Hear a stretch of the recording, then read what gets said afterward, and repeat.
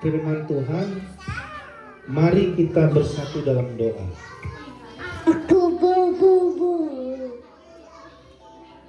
Bapa kami yang ada di surga, Bapa kami yang ada di surga, pada malam hari ini kami akan mendengarkan sebagian daripada firman-Mu. Berkati Tuhan agar firman-Mu menjadi rema dalam kehidupan kami dan kami bisa semakin kuat. Dalam nama Yesus kami berdoa, amin.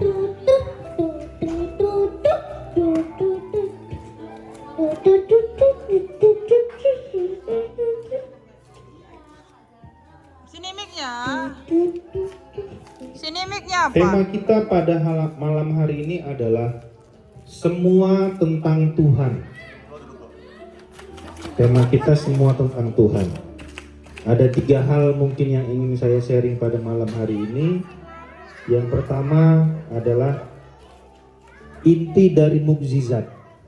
Mungkin kita semua selama tahun 2025 ini sangat pernah merasakan mukjizat Tuhan.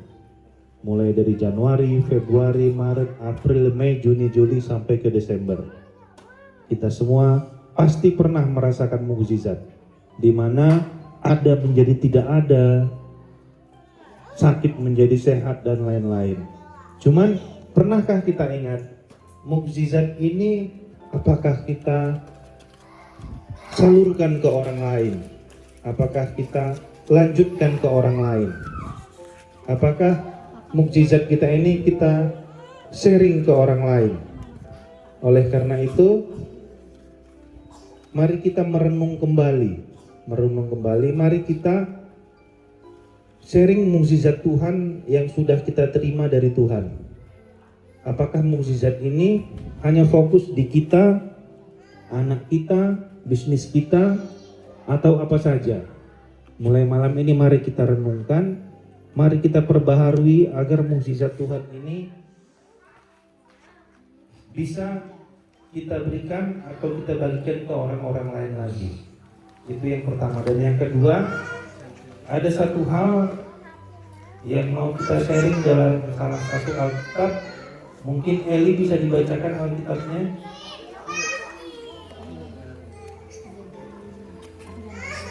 Yang judulnya Pemurnian Visi Allah. Pemurnian Visi Allah.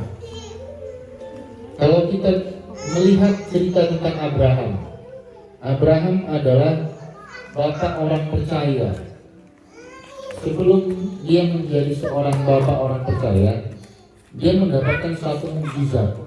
Dia mendapatkan seorang anak satu-satunya yang sudah lama dikasih Tuhan. Tetapi apa yang dilakukan Tuhan untuk menjadi dia seorang bapak orang percaya, kita ambil dari ayat Alkitab. Silakan Eli.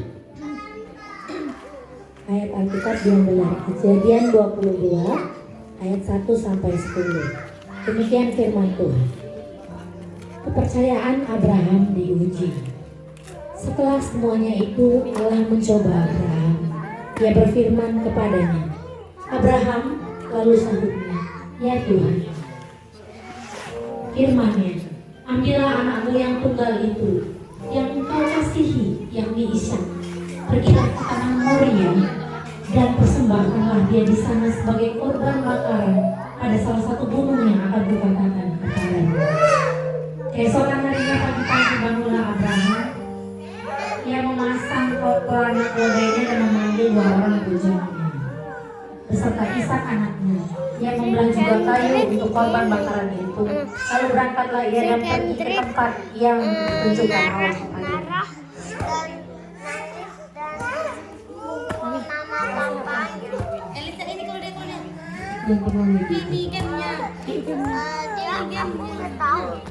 Ketika pada hari ketiga Abraham melayangkan pandangnya, kelihatanlah kepadanya tempat itu dari jauh. Kata Abraham kepada kedua bujangnya itu, tinggallah kami di sini dengan keledai ini. Aku beserta anakku akan pergi ke sana. Kami akan sembahyang. Sudah itu kami kembali kepadamu. Lalu Abraham mengambil kayu untuk korban bakaran itu dan memikulkannya ke atas bahu Ishak anaknya, sedang di tangannya di bawahnya api dan pisau untuk korban bakaran itu. Demikianlah keduanya berjalan bersama-sama. Lalu berkatalah Ishak kepada Abraham ayahnya, "Bapa," sahut Abraham, "Ya anakku."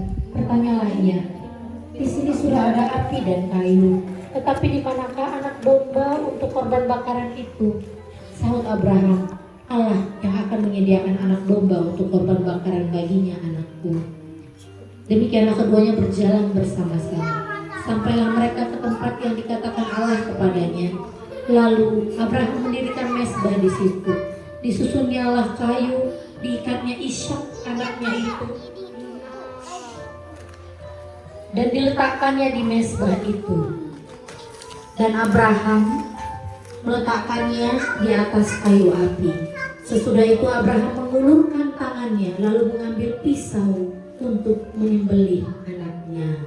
Lalu berkatalah malaikat Tuhan dari langit kepadanya, "Abraham, Abraham," sahutnya, "Ya Tuhan." Lalu ia berkata, "Jangan bunuh anak itu dan jangan kau apa-apa." Sedikit lagi. "Jangan kau apa-apakan dia, sebab aku ketahui sekarang bahwa engkau tidak segan-segan untuk menyerahkan anakmu yang tunggal kepadaku." Terima kasih, Bu.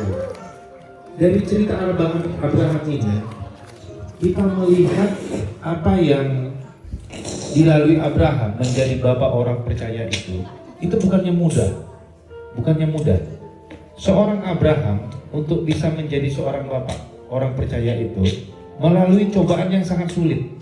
Anak satu-satunya, anak yang sudah lama dia tunggu, itu dicobai Tuhan supaya dia mengorbankan anaknya, supaya dia membunuh anaknya, menjadi korban untuk Tuhan. Dan Abraham tetap percaya kepada rencana Tuhan, dan Abraham bisa melewati cobaan tersebut. Karena itu kembali lagi dengan mukjizat-mukjizat Tuhan tadi.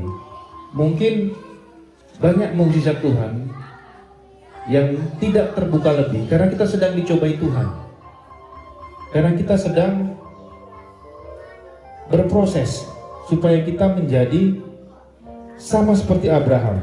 Dan ingatlah, Tuhan pasti akan memberikan yang terbaik. Dan yang terakhir, kita harus melakukan aksi nyata. Apa itu aksi nyata? Kalau memang kita berupaya, kita berpikiran semua untuk Tuhan, kenapa tidak kita fokuskan untuk memberi? Untuk memberi, karena apa yang kita dapat sekarang ini adalah semuanya dari Tuhan. Memberi ini mungkin dimulai dari orang-orang terdekat kita, tetangga kita, kenalan kita, dan semua orang-orang terdekat kita. Mari di Natal tahun ini kita lakukan aksi nyata. Kita mulai berbagi nasi, berbagi semuanya lah, sebisa kita, mulai dari orang-orang terdekat kita. Mukjizat-mukjizat Tuhan tersebut kita bagikan, dan kita yakin Tuhan akan selalu membuka rezeki untuk kita. Seperti cerita Abraham tadi, Abraham harus melalui suatu proses untuk menjadi seorang bapak orang percaya. Itu mungkin yang menjadi renungan malam Natal kita hari ini. Semoga mukjizat Tuhan kita terima dan bisa kita bagikan ke orang-orang terdekat kita. Amin. Sekian dan terima kasih. Kita angkat satu lagu.